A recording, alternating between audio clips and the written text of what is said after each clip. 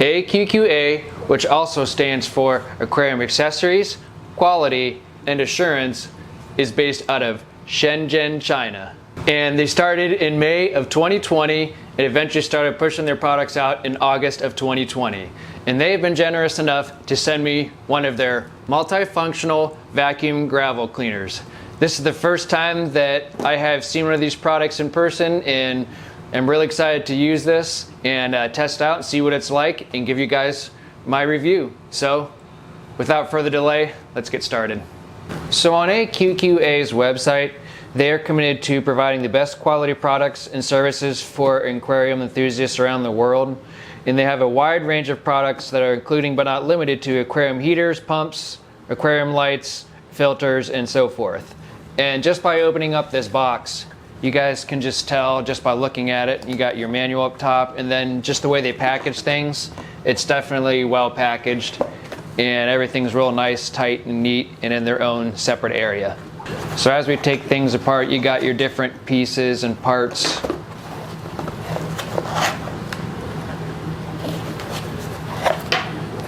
Multiple things. Looks like you got a brush here. And here's your gravel cleaner and your debris holder. There's a nice sponge on your gravel intake.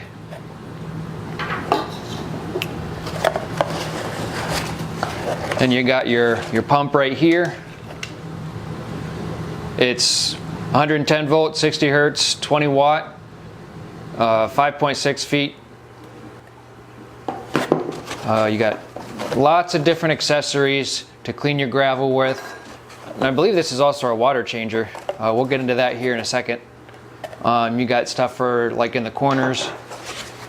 And then in here, you got your tubing, a clip here that you could probably clip onto the side of your tank. You got your handle here. Looks like you can connect this and then kind of, you know, adjust it. Hopefully I'm not doing this wrong. And then of course your power cord. It looks like another sponge here. So that's kind of what's all in the box here. I'm gonna go ahead and put this thing together. All right, so there's a couple of things I wanted to make note before we get to testing this product. Is putting this thing together when you assemble it. This is 2 tubes here, 1 and 2, and all this does, and this is why they made it this way with this end piece, is you slide both of these tubes through the cord, and then you have these two together, and you have locking screws on here. So you attach these 2 tubes. There's a locking screw here to connect it to the pump. You have these 2 tubes, one feeds inside the other, and this is how you adjust your preferable length on how long you want it. And then you just throw on this locking screw to lock everything in place so it doesn't move. And then this is where you attach your power cord, and it also has a locking screw as well.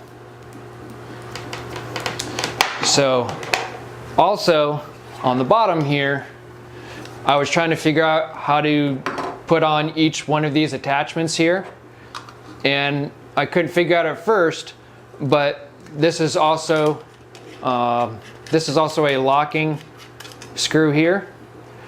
And what I figured out, what was on here, on this little strainer here, is you pull this piece out. And this is what attaches to each one of your pieces here. So you put this on here, put this locking screw on, just like that.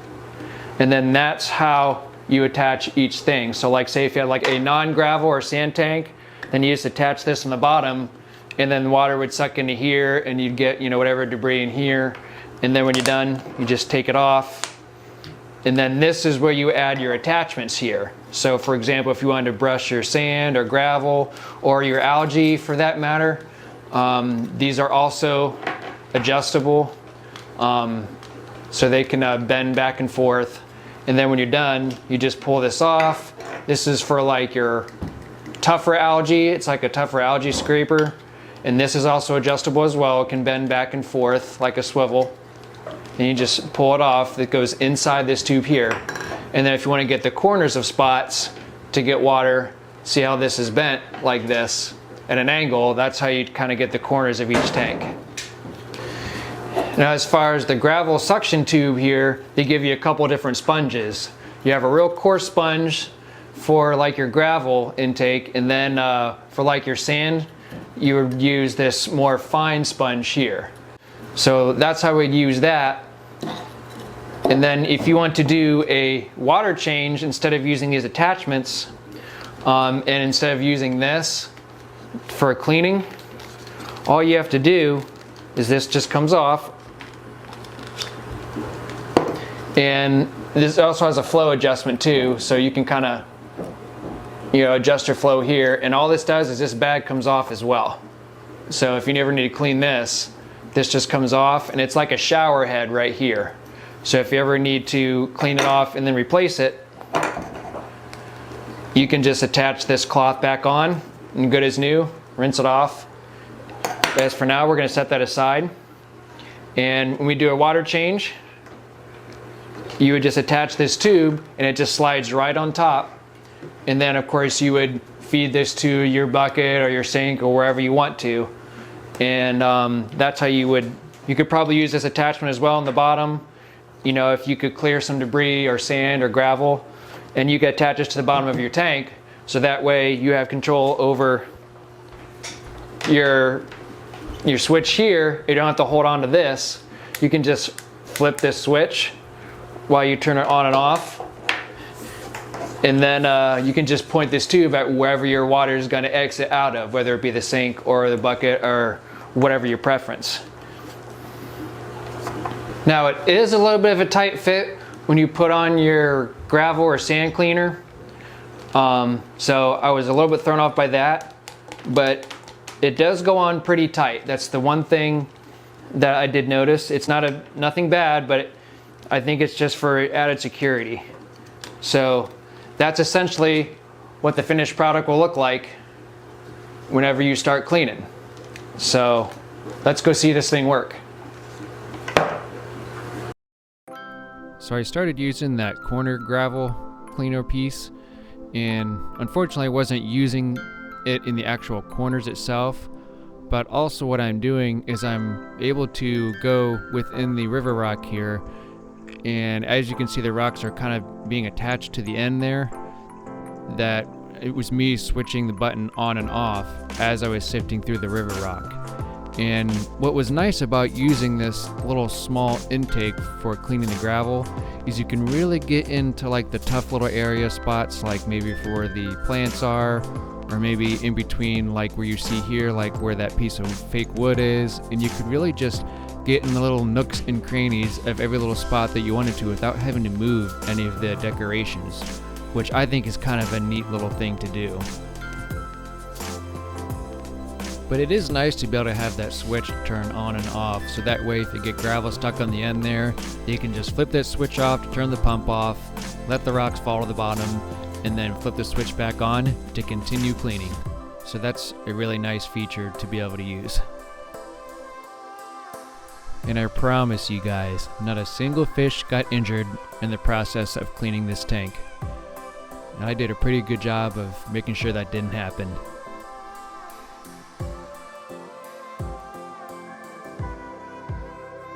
And here's a quick look at the debris that got inside the bag, and it all stayed in there and didn't really have a whole lot of stuff that went back into the tank. It all got collected pretty well in there. So as I'm moving right along to cleaning the glass, one thing probably to keep in mind, especially if you have smaller gravel or maybe sand, and if the pump is on, I probably wouldn't get too close when using the brush or the tougher algae scraper that you'll see that I use on the next clip. And I would probably just be a little bit on the cautious side of maybe just turning the pump off while you're doing so, at least when you get close to the gravel or the sand. And like I said, especially if you have smaller gravel, you might just want to turn the pump off temporarily, and then whenever you're away from the sand or gravel, then you could turn the pump back on, so that way that debris and everything else that's on the glass gets sucked into the pump and into that little white bag, and you should be good to go. But the hard algae scraper actually did a pretty good job. I was pretty impressed. And you could see a little river rock got stuck in there a little bit, but turning the pump off, it fell right back down. Am I making you guys nervous while I'm cleaning the tank? Looks like I'm sucking those mollies right into the pump, doesn't it? Like I said, I promise you, not a single fish was hurt or injured in this process. So onward to the sand cleaning. So when I first started using this, I probably got in a little bit too deep. As you can see, there was a lot of sand buildup when I first started using it. But on the plus side, it's also doing its job still, just maybe not as efficient because of the sand blockage you see there. But on the bright side, that fine sponge that's there at the top that prevented all that sand from going into the pump and into the impeller is definitely a plus. So I guess that's a good view as to how this thing works and how well the sponges do what they're supposed to do. And it's as easy as just taking the thing apart, cleaning it, and then putting it back together, and then just skimming across the top, kind of like what you see here, of how you clean the sand with any type of fish debris or any type of detritus or anything like that. But with a little bit of sleight of hand and practice, it wasn't too bad to use this as well.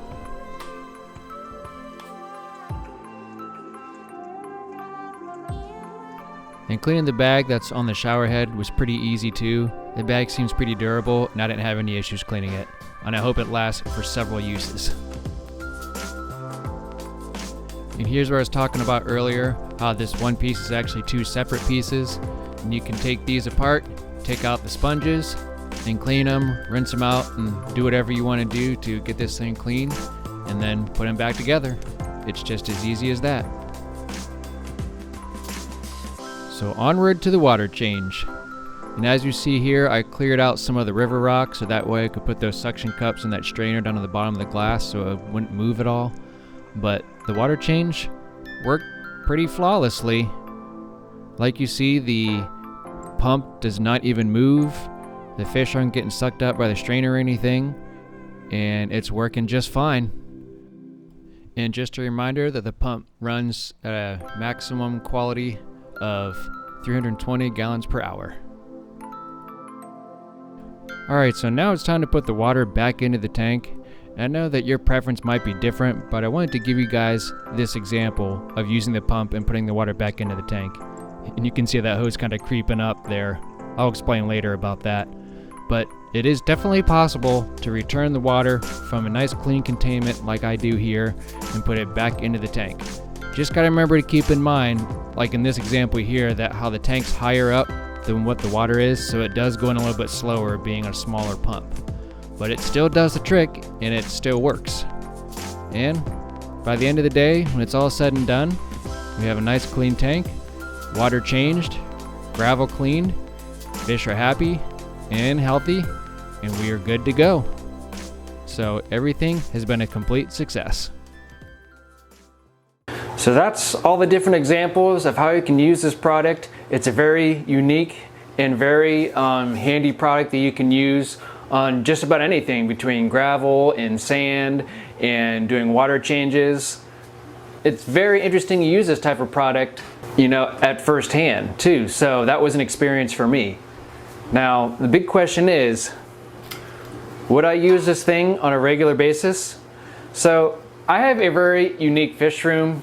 And it's probably, essentially, if you have a big fish room like I do, where a lot of the tanks are stacked on top of each other, and I'll show you a clip here of what I mean, but it's very unique for me just because of the fact that because of the tanks being stacked on top of each other, it wouldn't really be feasible to try to squeeze in and out in between the different levels of tanks and how the stands are set up.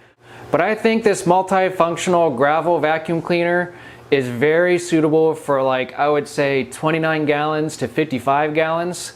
The video that I did on my molly tank there was a 29 gallon, and I think that's perfect because there's just enough room for you to put the unit in there and move it around and stuff. So I feel like a 10 gallon is a little bit of an overkill. It's probably possible. I did not try it on a 10 gallon, but I would say maybe a 55 gallon would be my personal max. Just because of the fact that once you start getting into the larger tanks, you want to have something with a little bit more suction power and something that's a little bit more feasible for your taste. But I think for a 29 gallon, it's perfect. And 40 gallon breeder, that worked well with the sand that you saw earlier with my African cichlids. What's nice about this too is it just gets all the gravel, or it just gets through the gravel and gets all the debris and stuff and puts it into that little bag, and you don't have to worry about, you know, messing up your tank at all, because it just has a nice, real clean job and it does really well with it. I think this works for a new fish keeper who's just getting into the hobby and is looking for a really quick and easy way to clean up that gravel, to maybe sift through that sand and really get through everything that you need to. I did struggle a little bit with a couple of the things. The one thing I did struggle with was that if you saw the clip on there, I didn't realize you could like tighten it up. So that's one thing to keep note of whenever the hose came out, you know, and I didn't realize that you could actually tighten that clip up. So that's one thing to keep note of. And then the other thing is that the pump, being as the size of the pump, it doesn't have a whole lot of suction power. So if you have, like most tanks would be on a stand, and say if you're putting your water back into your tank, that you don't have a whole lot of suction power to put the water back into your tank, whether it be coming from a sink or a bucket or anything like that. If it's more level, then you might have a better experience with it, like I did. So, and you have to make sure that the pump is fully submersible inside too. Whatever you have in, whether it's in the sink, whether it's coming from a bucket or in a container of some sort. So that way that pump is fully inside, so that way you're getting that full suction power that you need to put the water back in the tank. As you saw in the video, in the clean trash can, it was getting close to being empty, and it had a hard time getting all that suction power back in the top of the tank, where as soon as I replaced it in that 5-gallon bucket, it did just fine, but it does struggle a little bit going all the way up to that top 10-gallon tank. So if you're looking for something that has a lot more suction power with like a really big tank, like 75-gallon plus, then I would probably, in my opinion, move on to something a little bit more hefty, you know, with suction power. But like I said before, if you have, like, I would say maybe even a 20-gallon at the least, but I would say, in my opinion, a 29-gallon would be perfect for this, 40-gallon breeder, and then a 55-gallon. Then once you get up higher, start to look for different options of what you have. But I think this is a great product for new fish keepers that just want to get the job done quick. And I think it's a very innovative product, and it kind of hypes up the whole cleaning up your tank of what AQQA has. And I haven't seen a whole lot of these products out in like your PetSmart and Petco stores. So I give it a thumbs up, and I hope you guys enjoyed this content, and we'll see you guys on the next one. Thanks guys. Let me know what you think on all the comments, and let me know what your thoughts are down below. We'll see you again soon. Take care.